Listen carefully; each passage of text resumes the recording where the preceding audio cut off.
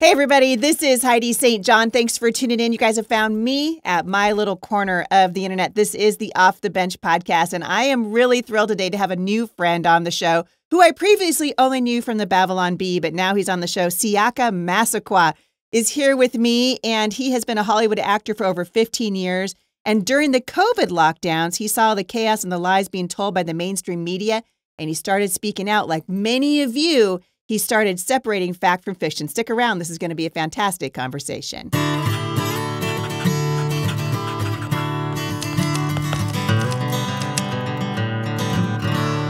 All right, you guys. So thanks for tuning in today. You know that I have a brand new subscription service that just launched, and we're thrilled to see it really picking up speed. And I've asked Siaka if he will stay after for Heidi's happy hour. And so we're going to do a deep dive at the end of this show. And so if you are subscribed, stay tuned for that. And right now, I just want to say welcome to the show. I have a brand new friend. I'm thrilled that you're here. Hey, Heidi. I'm so happy to be here. I'm glad that our friend Danielle connected us and we are here. And I love everything you're doing with the homeschooling world and you're empowering mothers, fathers, and children themselves. So I'm a big believer in that. I'm happy to be a part of this and connecting with more fighters in this battle that we have. Boy, we need the connections. I was talking to Danielle the other day, and she was like, "Dude, you know who you got to meet? You got to meet my friend Siaka. You guys will be straight fire." So I was like, "Well, that's what she said too. That's what she said too."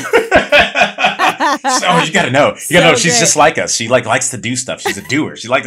I'm like, oh, she's a doer. Yeah, that's what Danielle. She says doer. I'm like, all right, here we go. That's right. Well, and that's what's needed right now. Like a little less talk and a lot more action. Like I'm kind of tired of watching all the talking heads on the interwebs who are just talking. There's we got a lot of provocateurs out there right now. Yes. They're stirring the pot, but we don't have a lot of people actually making headway, running for office, actually doing the things. And at some point, we got to stop talking and we got to start doing. Yeah, that's interesting that the way you phrase that. As you were speaking, I was just thinking about you're right. How did that get active? And it came from that. My best friend and I, when he was living here at the house, I remember it was like in early 2020, and I'm watching a lot of YouTube, and he's more of an InfoWars type of guy. I was more of like a Tim Cass, right? A little softer, not as angry and beer belly as Alex, but hey, it's fine. I think his point's still, his point's still valid. It's just about the messenger sometimes. Right. Yeah. And I'm watching these videos of people out there protesting and standing up for truth. And then we would come and talk about it. And, Alex because Alex, people like him or not, but he drops knowledge that the mainstream doesn't want out. And so he's speaking more like it's all coming down. And I'm like, no, people are fighting. And we're like arguing back and forth if that's really happening. The next day he comes to me, he goes, hey, do you want to go to this recall event here down in Long Beach? We live in North Hollywood. That's how far away an event was that he found. And he found it. And people, if you, I'll tell you a little something about him to me. It's like, I'm more of the outgoing person. He's more of the reserve. So the fact that he found the let's go get active flyer was also surprising to me. So I'm like, yeah, let's go. So we go down to Long Beach. And we meet this amazing woman, Rachel Gunther. We're right in front of the sheriff's office down there. And it's probably, 15 people doing a recall Newsom, little event there, a little table. And we're right across the street from Home Depot in a big plaza. And some people are looking over.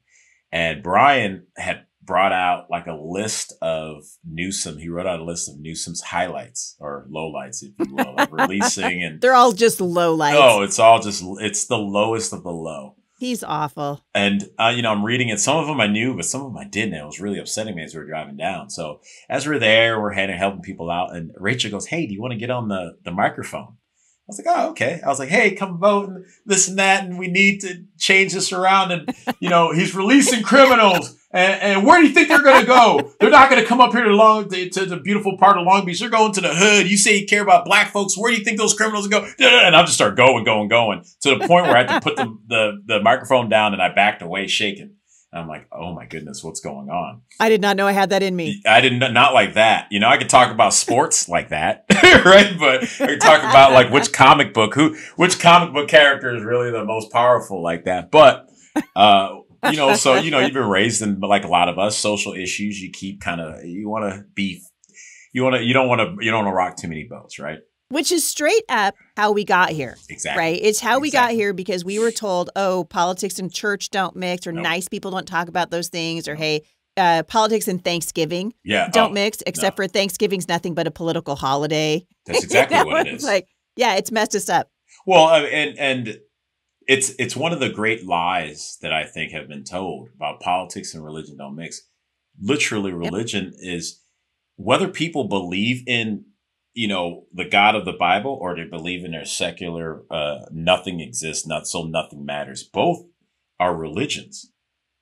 And I think what we did, because we didn't see it in a book, we didn't see it in a years of people going to some type of service and then coming out, we thought secularism was just, they just don't believe in anything. Not believing in anything is believing in something. It's a religion of itself. Exactly. Yeah, absolutely. And so how do we not talk about the thing that decides how we move, how we vote, friends we make, what we buy, where we decide to live? So to me, it's an overall fallacy. And by hearing that lie over and over and over and over and over again, we've gotten comfortable in it. And so even being brought up sometimes, my mom even says, well, this is why you don't. And I go, no, this is why you do. If we don't, we never know where anyone stands, and we never know where we need to be. Right. Yeah. It's the same thing when conservatives, and like you said, this is how we got here. I put a lot of where we are on us as conservatives and us as Christians. 100%. Because when you sit back and you watch conservatives say, well, an area, I live in LA, it was too blue. What? It's not too blue. There's no effort out here. There's no marking out here. Come on. I'm over here, coming from the industry, the entertainment industry. It's all about marketing. All of it. Yep. And if you have the other side, your enemy, if you will, describing the world who you are, and then you come out just defending what they describe from you, how are you ever selling your message? You're only fighting. It's like the Harlem Globetrotters versus the Washington Danielle was Generals. right. I love you. Yes. Yeah. It's like, stop putting on the fake one. Yeah. Well, and there haven't been enough voices. I just did. I did a prayer for the nation with my friend Jack Hibbs the other day, and he'd asked me to pray specifically over the education system in our country, and I started to pray, and the first thing that came out of my mouth was like, God, forgive us for waiting this long. Yeah, we waited too long. Yeah, like we waited until this wickedness has our country literally by the throat. Yep. Right, and we saw it come out in full force during COVID. I think a lot of people woke up at that point and were like looking around going, oh my goodness, like our churches are in chaos, our culture's in chaos, the schools are being overrun, and we waited too long. But I like you, I'm not a defeatist. I'm like, okay, so now we're in a mess, but greater is he who's in me than he who's in the world. And you got motivated to get off the bench and into the fight. Yeah, I mean, with that, because with a little argument from my best friend, and that's a great thing. We debate pretty hard and heavy, and I think that strengthens us. I love that. And from that one recall, we went to Huntington Beach, and then we a part of that, which was like my first face to face with BLMers, and I'm going back and forth there.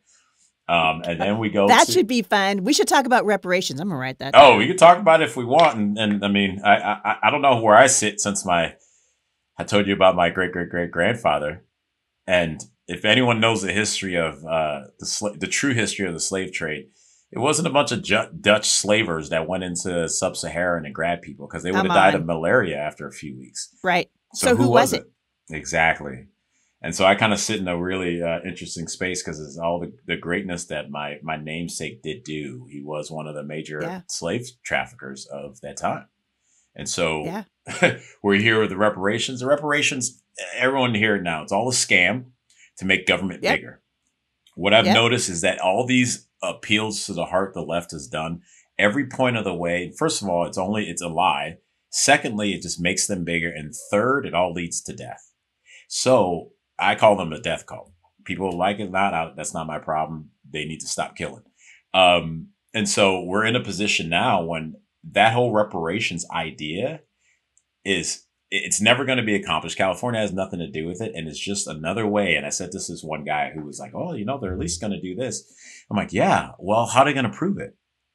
Okay. How are they going to prove it? And we know it's government. So how long is it going to take for it to be approved by me? And in that time that it's being approved, they're going to need a facility in order for people to come in to drop their applications. Then they're going to need to hire people in order to get that facility, in order to take those applications. Then they're going to come around and just like clockwork, you'll see in the next election cycle, they'll be like, we need more money. We didn't have enough money to hire enough people.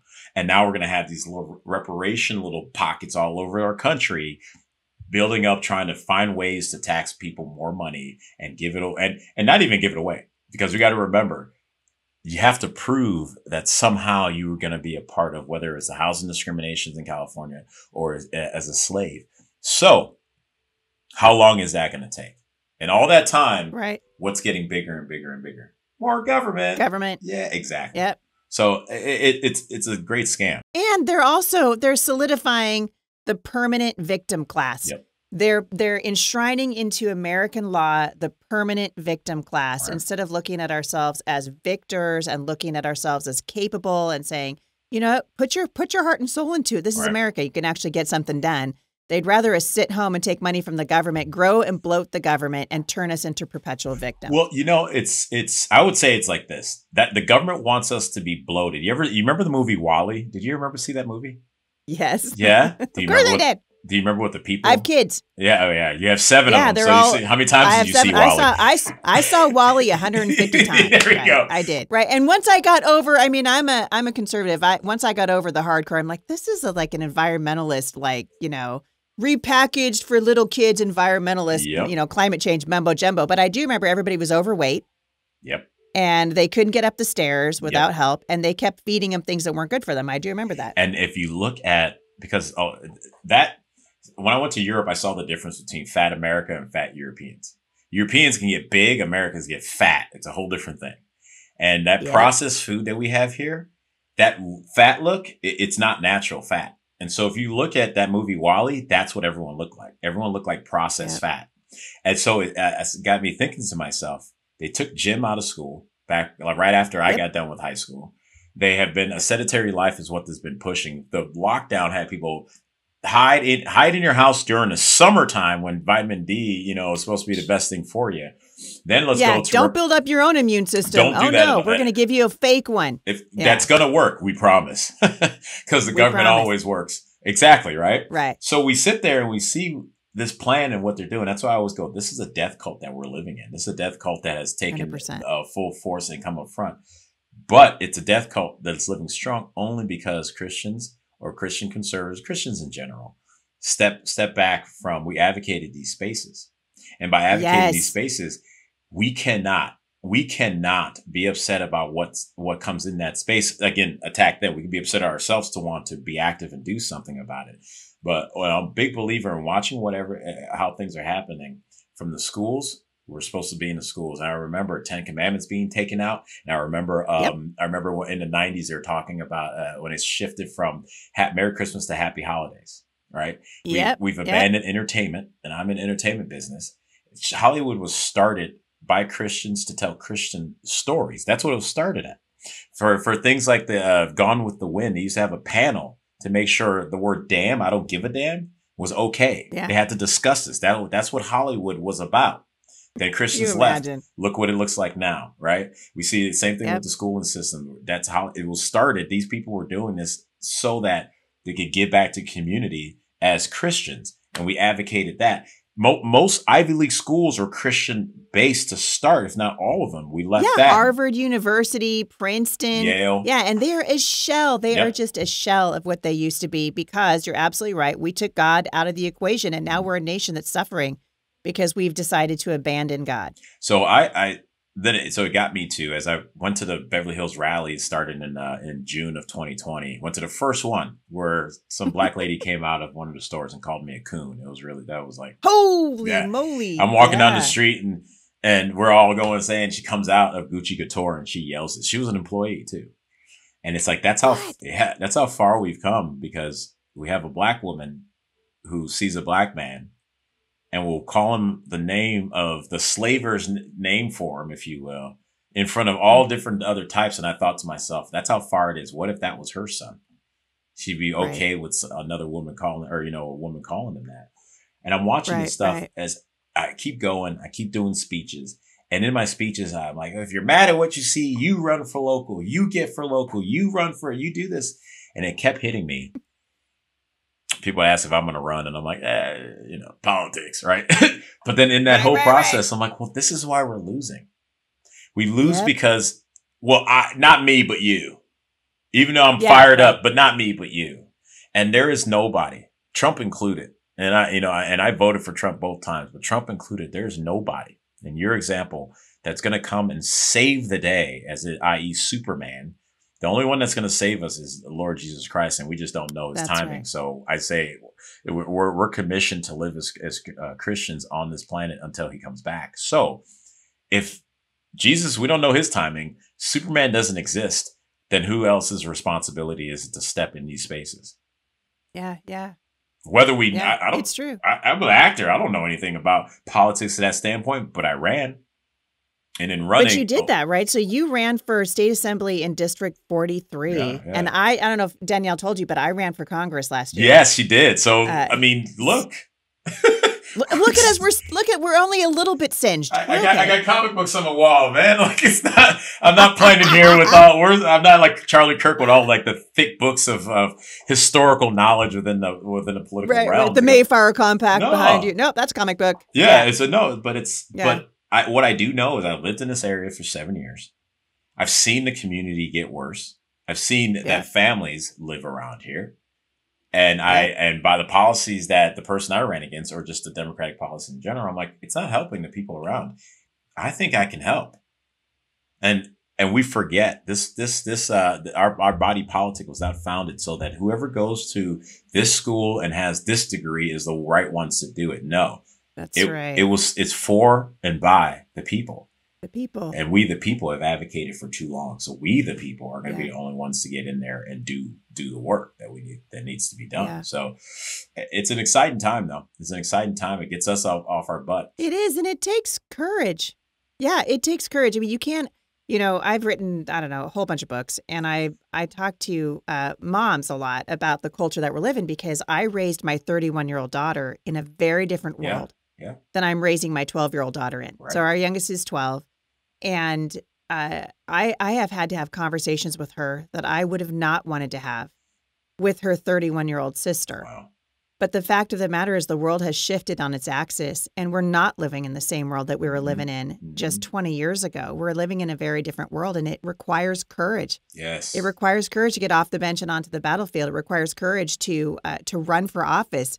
Instead of saying, how about you stop sending your money? How about you go? How about you go? Yeah. And we get off the bench and we do the thing. What was your big takeaway? Because I've talked about this a lot on the show here, but what was your big takeaway from running for office? Because running for Congress changed me forever, because I saw things from a completely different vantage point. The biggest takeaway is that people are hurting.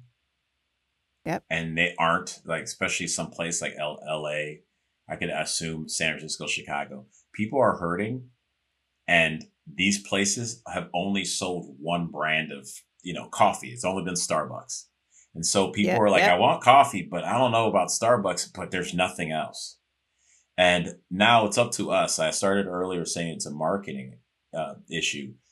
It's up to us to market better. People around here, I walk in this neighborhood, walking most of North Hollywood, I would say about 90 to 95% of the doors I knocked on were friendly to conservatives.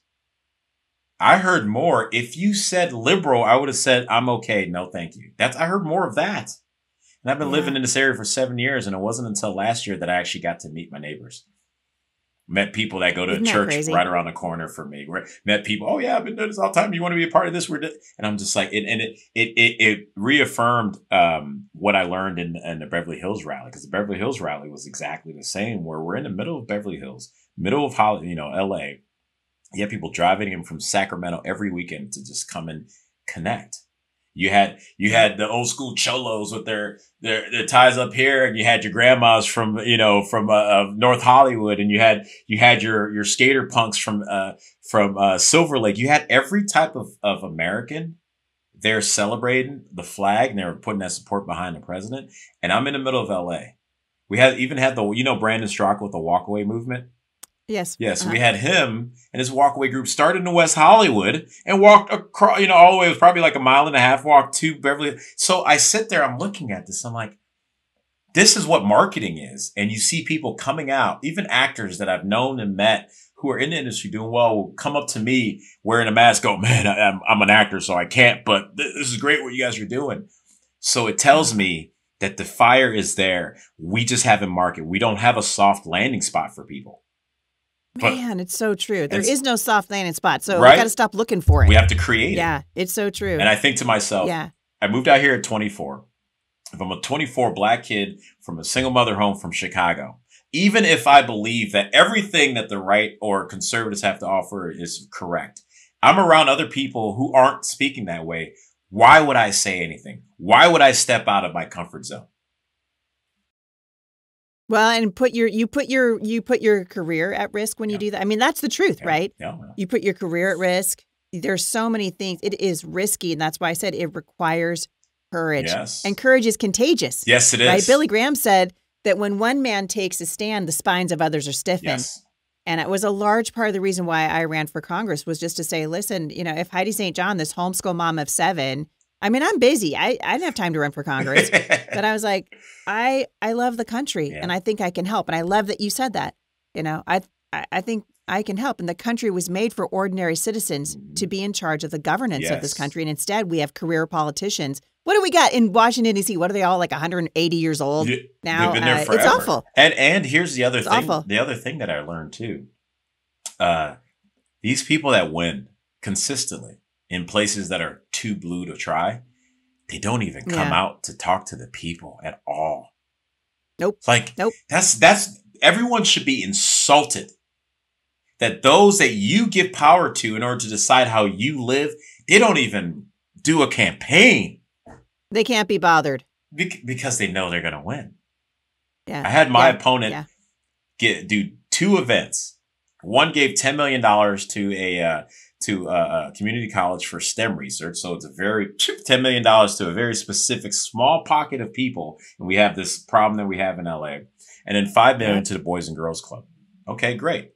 $15 million. That $15 million came from the surplus that are the highest taxes in the country here in California of, I think it was like 82 million or something in surplus. So they were so me as a regular person, I'm running not only against the candidates incumbent, but our own tax dollars because they can come and go, look what I did.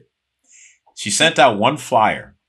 That flyer, this is how lazy they are. That flyer had 4 other candidates running for different positions. And they were like, support the, candidates of the Valley. They put out that flyer a week and a half before the election. And all they did was talk about the money that they sent to these put in these different areas. And I'm sitting there looking at this going, wow, that's the uphill battle that we're against our own money, and they can't be bothered. And they can do a group thing. Well, I think we're against fellow conservatives too, because the Democrats walk in lockstep, right? And so they walk in lockstep. They have a message, and the message doesn't waver. And if you get in their way, they shoot you. I learned in running, I mean, so many things, but I learned that we've got just as much wickedness in the Republican Party as we do in the Democrat Party, and that not everyone who says they're conservative is actually conservative. And we've got to be able to do our homework. This is a leadership crisis from stem to stern in this country. If you got crazy Gavin Newsom down there going to French Laundry without a mask on while he's telling the plebs what to do and laughing at you, I don't understand, the fact that there's still quite a few people just going, oh, it'll get better. Yeah. No, it's not going to get better until you guys get off the bench. Well, because their stomach doesn't hurt. It's all about how much is it takes a few. I think it's special types like yourself who will see what's happening, go no more. But the average person, and we live in a time of abundance, the most abundant time in human history, as I would say, outside of Adam and Eve in the garden. And so the stomach doesn't hurt. So when I was at the CA GOP convention, right, I was doing a speech at the California Parents Union, started here with Tracy Henderson, and as I'm talking, I was like, well, they just had the election for the board, and somebody yells out, yeah, it was rigged. They cheated. I'm like, I look at her. I go, no, they didn't. I was like, let me ask you this. Are you a Christian conservative? She's like, yeah. Okay. Have you run for office? Well, no. Well, So if you look at it as a delegate, let's just say it. I'm not saying that anyone who's on the board of CAGOP is or isn't. What I'm saying is if you believe that they aren't, you run for office, and you know this, when you go to the state convention to vote for the board, it's not just one vote. You have you and however many delegates you may have. If you're going up against long-time establishment, they have this vote. You have this vote. So imagine if all these Christian conservatives ran for office, they can then change the party as well because they have more votes to come with. We have to know the game and then play it. We have a problem with going with California. They allow ballot harvesting. Well, that's not right. Okay, well, they win power. Power. Right. Yeah. Not a theological, or hypothetical argument. They win power. Dude, so true. You and I are on exactly the same page about this and I said this and got roundly criticized by the Republican Party here because they want to scream election fraud, right? It's election fraud. It's election fraud. And I'm like, listen, guys, I'm not saying that there's not certain pockets of fraud because, hello, in a system as big as ours, yes, there is fraud. Of course. But I said, what you're not saying is, what you're not admitting to is that we've lost the culture and Christians are lazy. Yes. How about we just tell the truth? We've lost the culture wars. If you go onto the streets of downtown Portland in USA, how do you think Governor Kate Brown did? Who, by the way, is a criminal, horrible person. Yeah. She produced some of the worst changes in the Oregon public school system ever in the history of the country. And these guys are like, well, yeah, anybody but Trump. I mean, it didn't matter who you talked to down there. So I said, why don't you're disenfranchising your own voters by screaming voter fraud. And I also noticed that you only scream voter fraud when you lose. When you lose. When you win, you're not like, voter fraud. I don't know how I won. Must have been fraud, right? It's so silly. It's not helping. No, it's so silly because it is a defeatist mindset because voter fraud seems like it's too big for even an effort, right? Because they have the controlling interest. Here in California and actually here in Los Angeles County, we had 24, somewhere a little bit around 23 to 24% voter turnout of the registered voters. So, and half crazy. So half of that is about, we'll generously say 13% was conservative, right? We'll be generous. I'll say 12. So you're going to tell me it was cheating, not the fact we can't even get half of our people to show up? Come on. Don't tell me that. Tell the truth. Until we show up, then you can tell me they're cheating. Until we do that, you can't tell me that because we can't even show up. We passed Prop 1 that allows abortion up to 9 months. It passed by 1 million votes. You're going to sit here and tell me there aren't more than 1 million Christians that believe that's wrong? If that's the case, that is not their fault because evil is going to evil. Evil is going to do everything it can to kill, murder, rape, and destroy. It's not going to be up to us to go, hey, evil, slow down because we don't like it. It won by 1 million votes. That means more than 1 million Christians let babies die. Because that was a moment that it wasn't about where's the money for Planned Parenthood and will Roe v. Wade ever be. That was after Roe v. Wade was overturned. That was after the momentum of that, and Christians still didn't come out in droves for that bill. Like, where is the disconnect? Yeah. Well, the disconnect started in the church long, long time ago when we decided that Christianity and politics don't mix. Yeah. And we said it. And I remember pastors, because I grew up, my granddad was a pastor and my husband was a pastor for 20 years.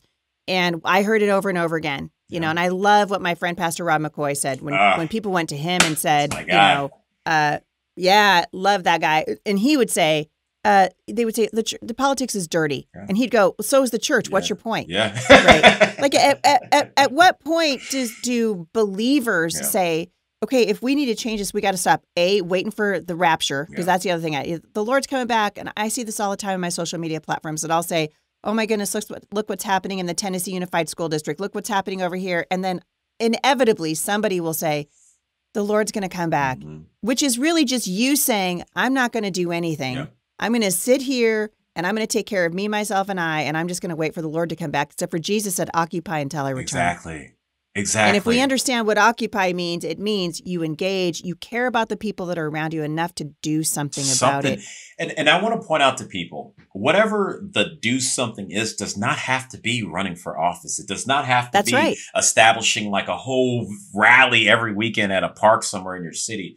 It can be as simple as making sure that the people that live on your block know what bills are coming up That's as Come simple on. as that, guys.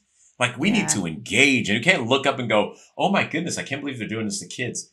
Evil, since the book tells us, evil has been burning kids alive, burning them alive into drum beats and chairs. So we're surprised that it's in the womb, chemically castrated, or now on the up to 9 months with forceps. Like, we have to. I think there's a loss in what evil really is. And we need to get back to pointing out what good and what is evil, what is just truly a deep down evil, sinful place to live. Like, we have to get back to talking about, what are you getting with your vote? What are you getting when you buy this product over that product? It's not just the shine. You're getting all of it. And evil is not evil. Evil has been coming for the children since I have existed. And I'm only 43. So can we imagine if we can go back to, 750 years before Jesus was even around, and people, they're getting Baal and they're burning children to, babies to their demon god, right? Yeah. That's before I was Molech. born. Yeah, Molech, sorry. Yeah. So I'm like, wait a second. Mm-hmm. And they've still been coming after it here. Yeah. So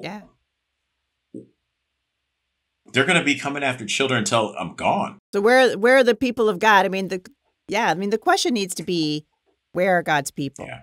And at some point, it's going to have to matter. And I'm encouraged. I see more people engaging now than I have probably in the last 20 years. But we have a lot of work to do. I realized something. I never ever, because I'm coming to the end, and I want to get to happy hour with you, because I really want to talk about what you and I were talking about before the show, which was the beautiful thing about family and having children and all the things. I told you, I'm like, dude, because you're going to get married, right? And I'm like, get married and make a bunch of babies. Making babies is magic. Like, it's so amazing. I'm excited that God gives us this opportunity. But before we transition, I want people to really get a kind of a grasp on who you are. So I started the show by saying that I had kind of gotten introduced to you because I saw your those videos on the Babylon Bee of this couple moving from California to Texas. Oh my goodness. I laughed so hard. I was like, that is so funny. It's so funny. Because I have so many friends in Texas who are like, yeah, you're right. That's what's happening. But so I want you to tell everybody kind of what you do, because you've been on Prager University and American Faith Network and Newsmax, obviously the Babylon Bee, lots of credible media sources. Tell our listeners a little bit about what you do, and then you and I will transfer. I'll end this segment and we'll start up with a happy hour. Because I'm gonna drill down on your defense of having lots of babies. Oh, we'll do that in a minute. Well, so okay, I moved out into LA in 2004 to chase the dream of being an actor, and by 2019, which is just thank the grace of God, I hit that peak of I was a working actor. That's it. Like, I wasn't doing catering jobs on the side. I was working actor. I hit that. What do they call the 1%? And within that, then 2020 hit. That summer hit. The summer of love. There's 3 reasons why I ran. That summer of love was one of them. That came out of Seattle, didn't it? Yeah, that came out of Seattle. Didn't that's my neck of the woods, right? She was like, we're going to have ourselves a summer of love. And it was just murder and chaos and mayhem. That's when those things started. But that's love. But it started rolling in my head that, wow, the leftist ideology is a death cult.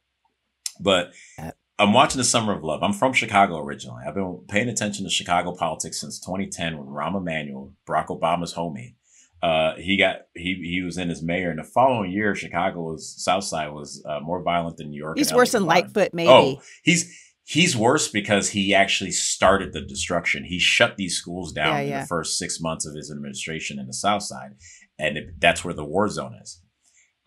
As we watched since 2010, it just kept going up. It's kept going up over and over. But that summer, we had 250 deaths. 75% of those deaths were Black people. So 171 people were killed, Black, and we're talking about all ages, from adult males to 13, 14-year-old kids. Middle of the day, 6-month-old was shot around the corner from where my mom lived in Chicago in the stroller midday. And they called that the Summer of Love. At the same time, SAG started, these big wigs and the big names in SAG started a SAG is, for people who don't know, that's the Screen Actors Guild. Screen Actors Guild, sorry. The acting industry out here. Yeah. All the hoity-toities are members of SAG. Yes, exactly. And they put together a bail fund to get these criminals across the country out as the ones that are destroying people, the ones that are killing men like like former Captain Dorn, who was defending his friend's pawn shop and was shot in the chest, and his grandson watched him on Facebook Live die. And they're bailing these people out. And that was the first point where I'm like, I can't. I don't know what I'm going to do, but I cannot be a part of this thing anymore. There's no way. Right. So that was a first step. And as that happened, and I'm going out more and more, I connect with, actually go to Godspeak, Pastor Rob's church. And because my buddy Brian's like, hey, let's go support this church. You know, protesters trying to shut it down and being, mess with the sheriffs. But that same day, we're going to go see Charlie Kirk over at Hibbs Church, right? Jack Hibbs Church. And I'm like, oh, and then Brian's like, well, the sheriff's going to give out tickets though. So it may be a thing. And I'm like, well, it's the only time I really was just like, man, I wish I lived in California. Yeah. All the freedom fighters in California, and Heidi's up in Washington going, hey, don't forget about us. No, don't forget. You guys needed it there too. We need it everywhere. But yeah. So I thought to myself, when he told me about the tickets, my man flesh and weakness was like, wow, I don't want to get a ticket. Like I'm not working. I got no money. And then I thought to myself, okay, I'm not going to put it on me. So I turned to Brian and go, hey, what do you think Jesus would do? He said he'd go help out the church. And I was like, man, okay, yeah. Now knew that was going to happen. Right? So we went. Yeah. We went there, and I'm debating people because I got fun with that. I sit down with this one lady who sat next to this older lady who just drove in that day from Arizona. Said God told her to come in town to help support this church. Don't know why. At the end of the service, she opens up the Bible and she goes, you need to find a pastor to take you through Ephesians 6, the armor of God. She goes, because you're going to need this. She goes, God's telling me you're going to need this. This was August 2020. She's right. She was right. Because following up, that's September 17th. And I found this out the following year. But it's September 17th, the Secretary of State here put me on a censorship list for social media. So none of my, So none of my stuff, no, I'm on page 25. It's crazy. I have 500 and like some pages. Get out of town. So I find this out the next year. That February of 2021, I get a $500 citation for doing a recall booth in West Hollywood by being I got called on by the city council, just standing there with the booth away from people because we weren't wearing a mask. We can't have that. We can't have that. Some tells me you and I were on the same mask page. Yeah, maybe just a little bit. And so to watch these things, not doing it. To watch these things happen, and I'm sitting in this situation where I go to this church. Again, the church is getting hit up.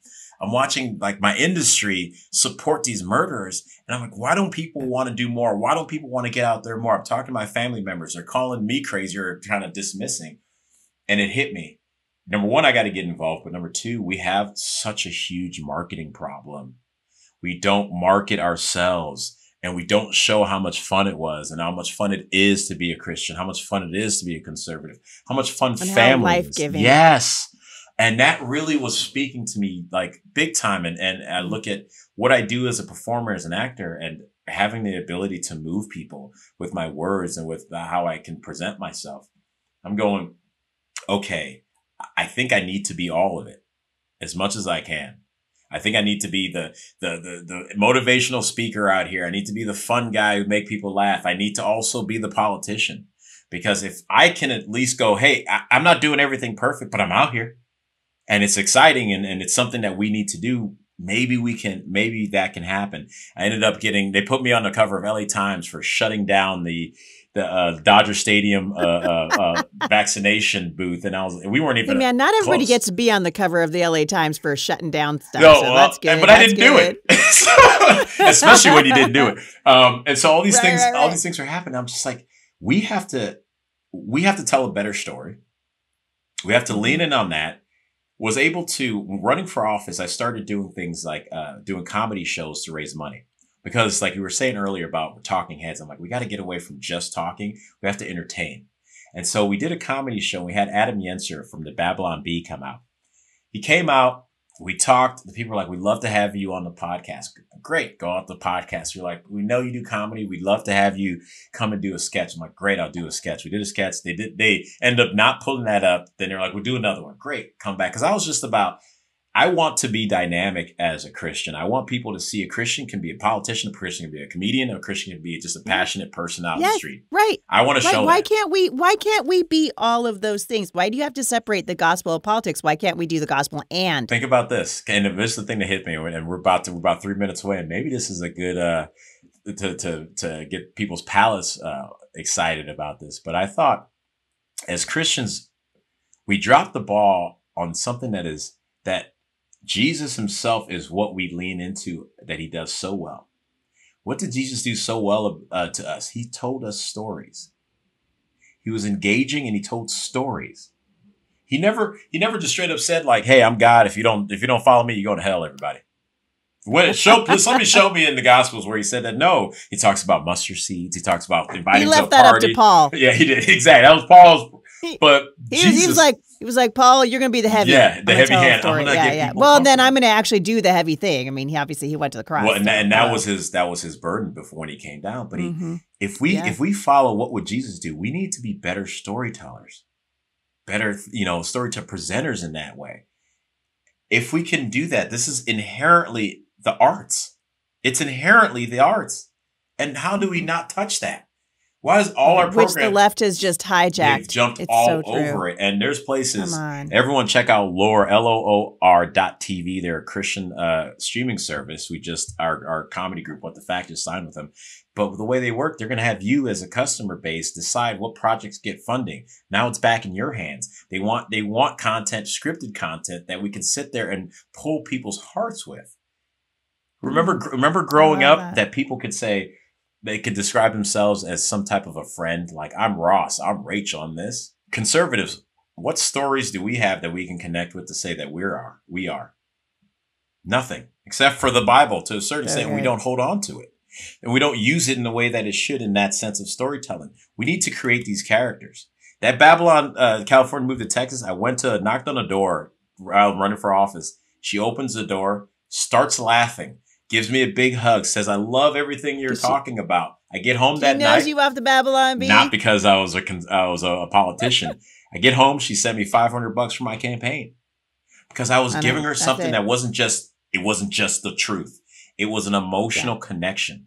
They only play on emotional connection without truth. We have truth, but yet we don't use the emotional connection. We need to do better, people. And I'll stop there because I know I am taking notes like a crazy woman because there's so many things that I'm so glad that you came on here today because I think there's a lot of people listening that are going, what is it? What's missing? Yeah. And I think you just highlighted a lot of what's missing. And we've got that inside of us because we've got the Holy Spirit, so we can actually do it. You can actually move the needle. Yes. And I think we just forget. I gotta cut you off because we're gonna keep talking forever. And I want to talk to you about yourself, your future, kind of what you want to do. Let's do it. And we're gonna do it in happy hour. And I gotta tell you, Siaka, you and Danielle was right. I mean, I owe this girl already, but now I'm like, okay, this because we're gonna be friends for life. Yes. I can tell. If people want to find you online, where can they find you? Well, you can find me at siaka4assembly.com. I still have the website up because it's easier that way.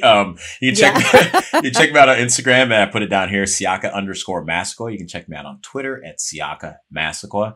Also, Facebook, Siaka Massaquoi, but I'm not really on there. But those are ways you can find me. Google search it. Don't believe the lies from Google. Keep scrolling down. I always tell people that. Yeah. I mean, like, you want to find Heidi St. John, just Google me, but don't believe everything you read. Exactly. Actually, don't believe most of what you read. Don't believe anything you read. Just reach out. Just reach out. But I'm always about trying to connect with more people and building this coalition of the willing, and we got to turn this thing around. Oh, the coalition of the willing. I super love that.